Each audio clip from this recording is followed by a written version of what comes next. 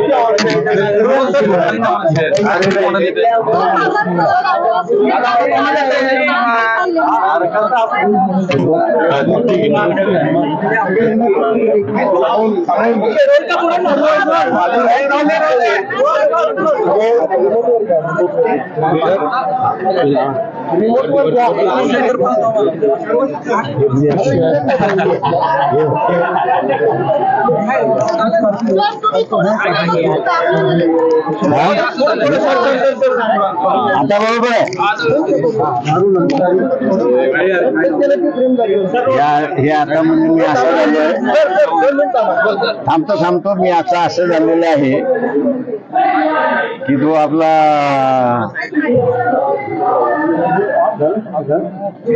Secret agent असतो ना, सगळं वायरलेस घेऊन. उपस्थित सर्व पत्रकार बंधू भगिनींचे स्वागत. मुलांना विनम्र अभिवादन, पक्षातर्फे विनम्र अभिवादन. आणि मी बाळासाहेबांना विनंती करतो की आजच्या या प्रेसला सुरू करा. महात्मा फुलेंना आम्ही असणारी या ठिकाणी आपली सुमन वाहण्यासाठी या ठिकाणी जमलेलो आहोत. परंतु त्याच्याच बरोबर या ठिकाणी मौलाना हसन कादरी, त्याच्यानंतर कारी इद्रिस, त्याच्यानंतर मौलाना बिस्मिल्ला मुफ्ती अहमद, मौलाना हसन अन्सारी असे हे सगळे या ठिकाणी उपस्थित आहेत. एकंदरीत महात्मा फुलेने जो लढा सुरुवात केला त्या लढ्याची असणारी फळं आपल्याला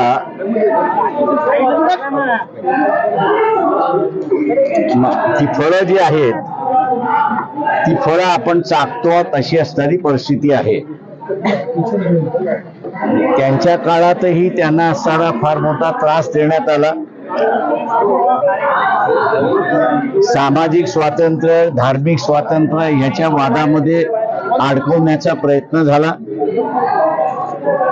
ब्रिटिशांच्या विरोधात जे सामाजिक धार्मिक स्वातंत्र्यासाठी लढले त्यांना असणारा देशभक्त म्हणण्यात आलं आणि जे सामाजिक स्वातंत्र्यासाठी लढले त्यांना असणारं ब्रिटिशांचे हस्तक म्हणून त्या ठिकाणी ठरवण्यात आले.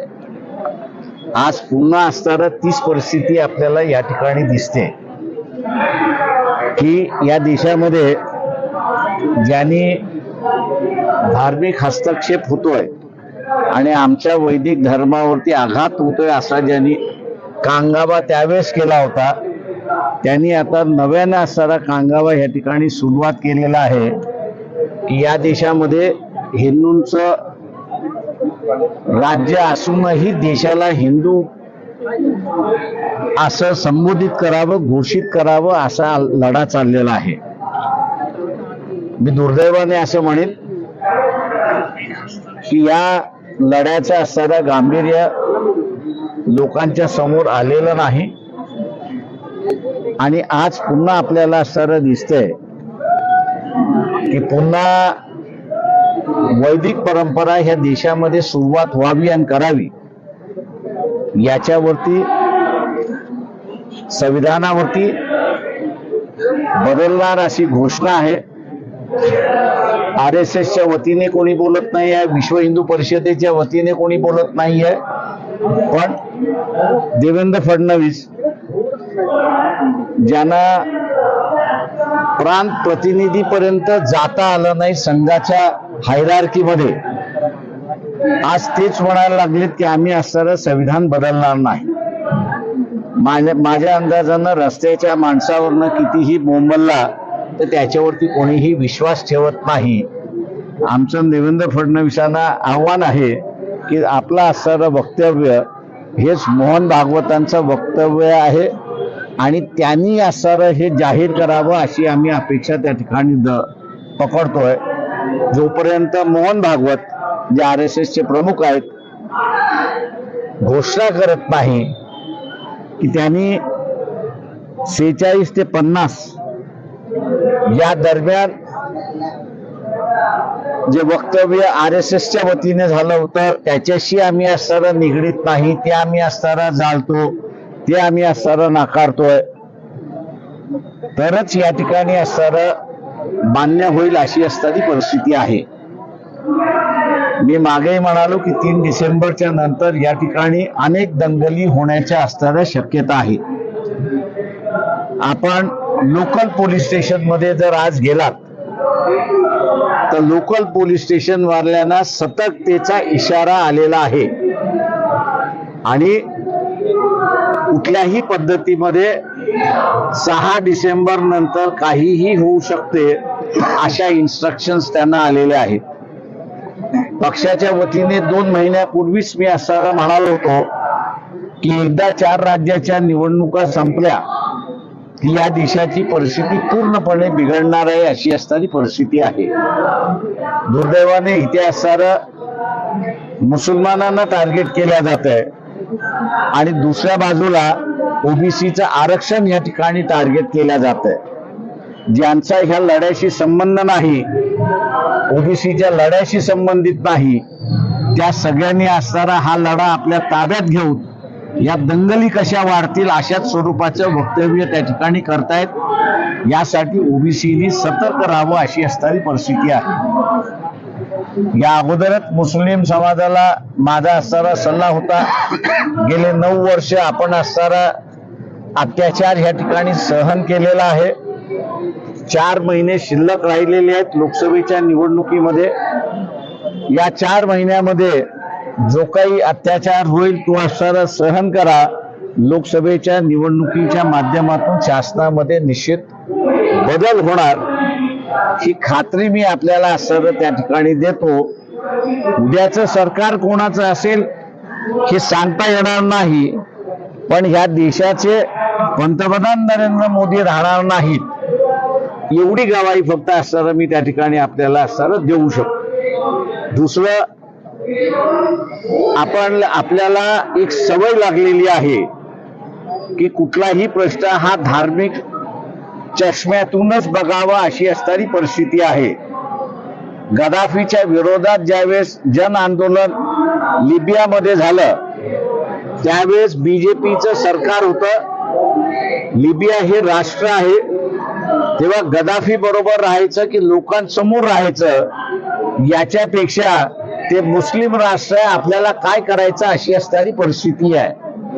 आजही आपल्याला असणारा फिलिस्तीनच्या प्रश्नावरती इस्रायल आणि फिलिस्तीनच्या लोकांमधला लढा सुरुवात झालाय, बॉम्बिंग सुरुवात झालेली आहे त्या सगळ्या ह्याच्यामध्ये. आणि तिथे आपल्याला असं दिसतंय की पॉलिटिकल लिडरशिप ही एक लाईन घेत आहे आणि ऍडमिनिस्ट्रेशन जी आहे ती दुसरी लाईन घेते असं आपल्याला त्या ठिकाणी दिसतंय. जे प्राईम मिनिस्टर हे इस्रायल बरोबर आहेत आणि फॉरेन मिनिस्ट्री आणि फॉरेन सेक्रेटरी हे पॅलेस्टाईनच्या लोकांबरोबर आहेत अशी असणारी परिस्थिती आहे. अशा या ठिकाणी भारतावरती फार मोठा परिणाम होऊ शकतो. या युद्धाची व्याप्ती वाढली तर या युद्धाची व्याप्ती वाढली तर भारतावरती फार मोठा परिणाम होऊ शकतो. कारण का भारतीय या गल्फ कंट्रीज मध्ये 5 कोटीच्या वरती आहेत अशी असणारी परिस्थिती आहे. युद्ध झालं तर त्यांना असणारं सोडावं लागेल किंवा त्यांना असणारं सुरक्षित आणण्यासाठी सरकारला पूर्णपणे बोजा उचलावा लागेल. दुसऱ्या अनेक गोष्टी आहेत की ज्या मी इथे मांडलं, एकच फक्त आपल्या समोर या ठिकाणी मांडलंय. माया बरोबर असणारे जमाते इस्लामीचे असणारे पुणे शहराचे अध्यक्ष आहेत, जमाते उलमा हिंद यांचे असणारे अध्यक्ष आहेत. सरकारी 3 दिवसापूर्वी मुंबईमध्ये सर्व मुस्लिम संघटनांची बैठक झाली. एक 400 उलेमा आणि मौलवी त्या ठिकाणी उपस्थित होते आणि त्या सगळ्यांचा निर्णय झाला की 8 डिसेंबरला आझाद मैदानावरती पॅलेस्टाईनच्या इश्यूवरती, फिलिस्टाईनच्या इश्यूवरती आपण असणारा पीस सभा त्या ठिकाणी घेतली पाहिजे आणि वेगवेगळ्या धर्माचे जे लोक आहेत त्या सगळ्याने त्या ठिकाणी उपस्थित राहावं असं आवाहन सुद्धा त्या ठिकाणी करण्यात आलेलं आहे. मी असं म्हणेन की मुस्लिम संघटनांच्या, रिलिजियस संघटना असतील, पण त्यांनी असणारं एक भूमिका घेतली. त्या भूमिकेला वंचित बहुजन आघाडी साथ देते आणि आम्ही त्या ठिकाणी उपस्थित राहणार आहोत. तेव्हा आंतरराष्ट्रीय प्रश्नांकडे धर्माच्या चष्म्यातून न बघता, ते एक वेगळं राष्ट्र आहे आणि भारत एक वेगळं राष्ट्र आहे, तर या 2 राष्ट्रांच्या भूमिका कशा असल्या पाहिजेत, त्यांचे संबंध कसे असले पाहिजेत, या दृष्टिकोनातून सामान्य माणसाने सुद्धा विचार करायला सुरुवात केली पाहिजे. भारतीय जनता पक्ष, RSS त्यांच्या संलग्न असणाऱ्या संघटना हा मुसलमानाचा इश्यू आहे, आपल्याला काय करायचं आहे त्यांचं ते बघून घेतील अशी जी भूमिका आहे, मी असं म्हणेन की ही चुकीची भूमिका आहे. एक राष्ट्र दुसऱ्या राष्ट्राबरोबरच्या संबंधाचा हा प्रश्न आहे. भारतीय फार मोठ्या प्रमाणात गल्फ कंट्रीज मध्ये नोकऱ्यांच्या निमित्ताने, उद्योगाच्या निमित्ताने त्या ठिकाणी आहेत, त्यांच्यावरती सुद्धा परिणाम होऊ शकतो. आणि म्हणून वंचित बहुजन आघाडीने 8 डिसेंबरच्या पीस सभेला पाठिंबा दिलेला आहे आणि आम्ही अपेक्षा करतो की मुस्लिम समाज मोठ्या प्रमाणात त्या पीस सभेला उपस्थित राहील अशी परिस्थिती आहे. आपण आता विचारा.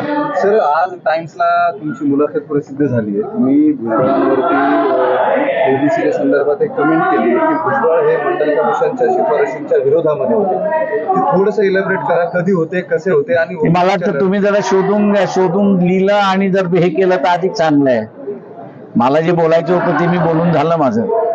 त्याच्यामुळे आता ज्या डिटेल्स आहेत त्या डिटेल जरा पत्रकारांनी शोधावं, म्हणजे त्यांनाही जरा इनरिच होईल, त्यांनाही जरा तुमचंही नॉलेज इनरिच झालं पाहिजे असं मला वाटतं.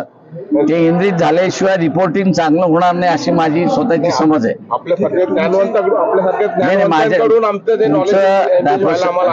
माझं म्हणणं असं आहे की आम्ही नॉलेज आपल्याला दिलेलं आहे, प्रिमायसेस आपल्याला दिलेले आहेत. त्या प्रिमायसेस वरती असणारी इमारत बिल्डिंग बांधायचं आता आपलं काम आहे, ते आपण करा.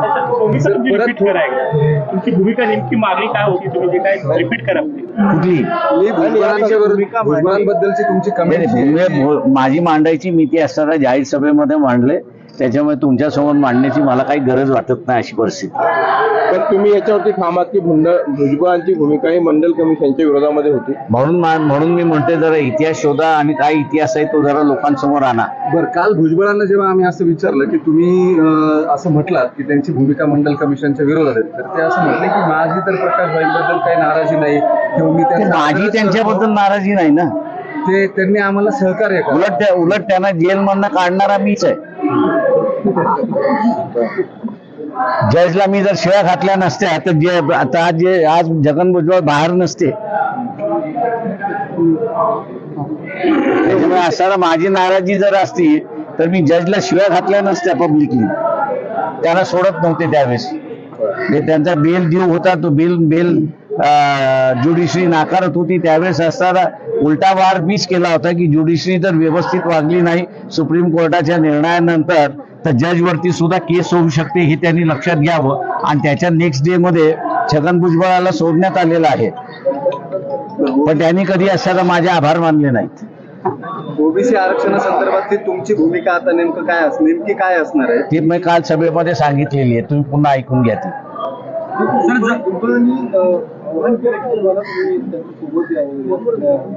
मला कोणाची गरज नाही. आय एम आणि आंबेडकर वाद, फुले वाद, शाहू वाद हा जो आहे हा एवढा सक्षम आहे की त्याला कोणाच्या व्यक्तीची गरज नाही.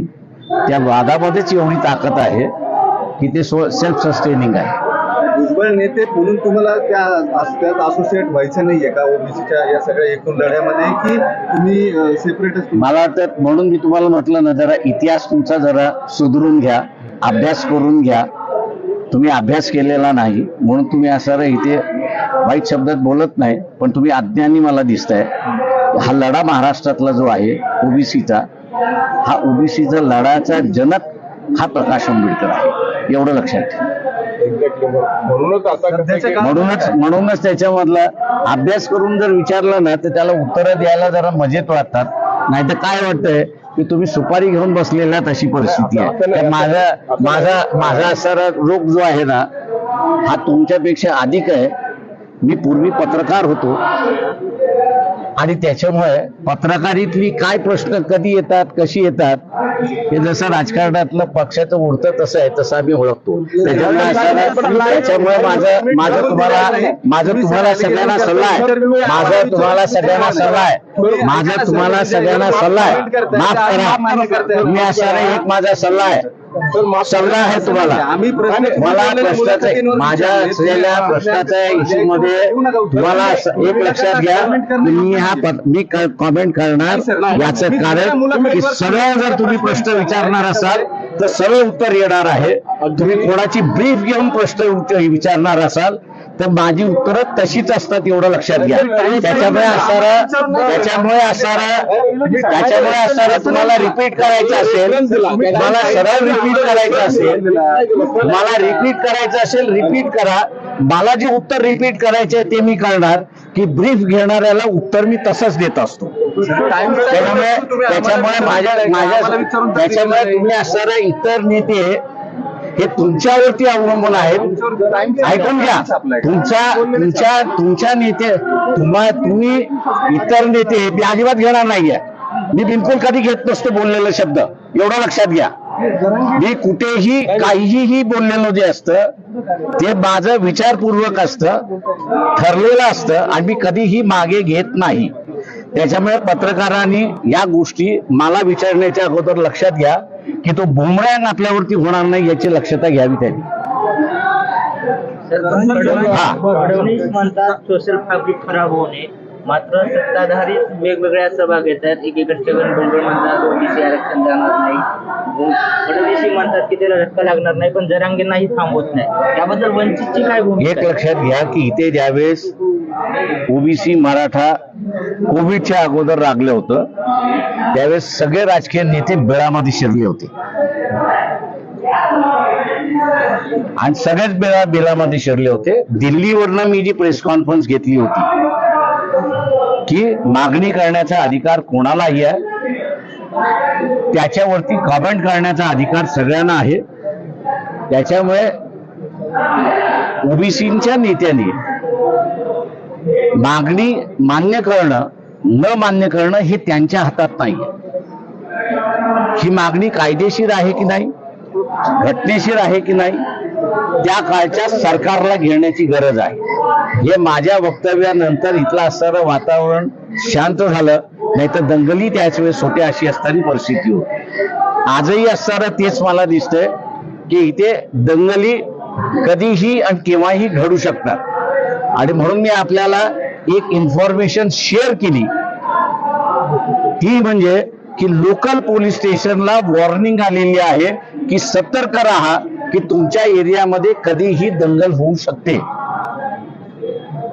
पत्रकारी करतो आपण हे बरोबर आहे, पण त्याच्याबरोबर मी एक नागरिक आहे हेही लक्षात घ्या. किंवा माझी ही जबाबदारी आहे नुसतं आग लावायची नाही. तर ती शांत राहण्याची सुद्धा माझी एक जबाबदारी आहे. नुसतं TRP बघून चालत नसतो. आणि ती नेत्यांची पण जबाबदारी असते. ती असते नेत्यांची, ती मी पार पडतोय. त्याच्यामुळे असताना मला शांतपणा शिकवण्याच्या भानगडीत पडू नका. तुम्हाला शिकवण्याची आम्ही होते नाही, मग त्याच्यामुळे शांत राहता, त्याच्यामुळे शांत राहता, नाही शिकवणी तर शांत राहा त्याच्यामध्ये.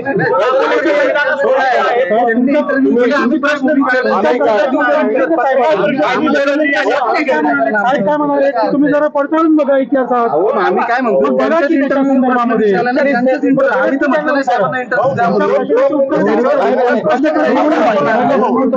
त्याच्यामध्ये असणारा दिलेला स्पष्ट आहे. कळत नसेल तर मला सांगू नका. जरांगेने तुमचा सल्ला ऐकलाय साहेब, जरांगेने तुमचा सल्ला ऐकलाय. त्यांनी जे काही शब्द मागे घेतले ते म्हणले की तुमचा आदर करून, तुम्ही सांगितलेला आदर करून मी लायकी हा शब्द मागे घेतले. ते चांगलं आहे, स्वागत आहे माझं. मी असं म्हणेन जरांगेचं मी असं स्वागत करतो की त्यांनी त्यांचा लढा एका दायऱ्यामध्ये ठेवून की मराठा समाजाला आरक्षण मिळालं पाहिजे, हा दायरा त्यांनी असणारा कायम केला. त्याच्याबद्दल मी याचं त्यांचं स्वागत करतो.